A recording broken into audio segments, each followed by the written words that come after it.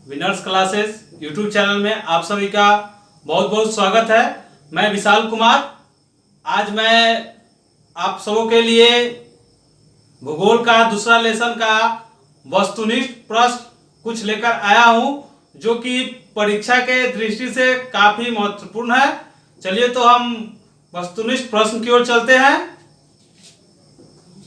आपका जो पहला है, केंद्रीय संरक्षण बोर्ड का गठन कब हुआ है?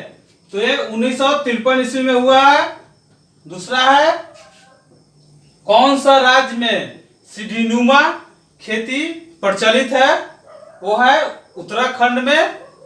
तीसरा है आपका, भारत में कितना प्रतिशत पर्वत है? तो आपका 30% जो है भारत में पर्वत है।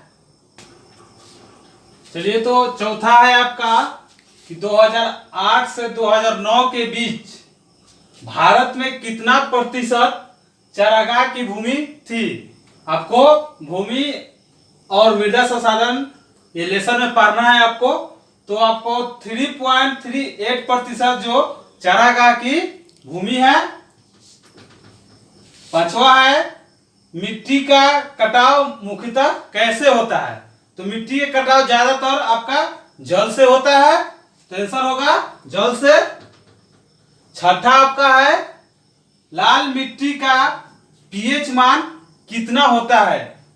तो इसका आंसर होगा 6.6 से लेकर 8.0 तक होता है इसका पीएच मान। सातवां है आपका, सुखोमजरी में 1979 ईस्वी में प्रति वर्ष प्रति परिवार का औसत वार्षिक आमदनी कितना रुपया था? तो उस घड़ी लगभग 10,000 रुपया आमदनी था प्रति व्यक्ति का भारत में। और आठवां है, भारत में लैटेराइट मिट्टी का विस्तार कितना हेक्टेयर है? तो लगभग 1.3 करोड़ हेक्टेयर मिट्टी का वहां विस्तार हुआ है। नौवां है आपका, काली मृदा का दूसरा नाम क्या है? तो इसका दूसरा नाम है रेगर मृदा। चलिए तो 10वां आपका है, मिट्टी का पीएच मान कितना होता है? तो इसका पीएच मान 7 होता है। 11वां है, सोपानी कृषि किस राज्य में प्रचलित है? तो यह उत्तराखंड में प्रचलित है। 12वां है आपका, भारत में सबसे अधिक विस्तार किस मिट्टी का है? तो जलोढ़ मिट्टी का विस्तार भारत में सबसे अधिक है। 13वां है, पुरानी जलोढ़ मिट्टी को क्या कहा जाता है?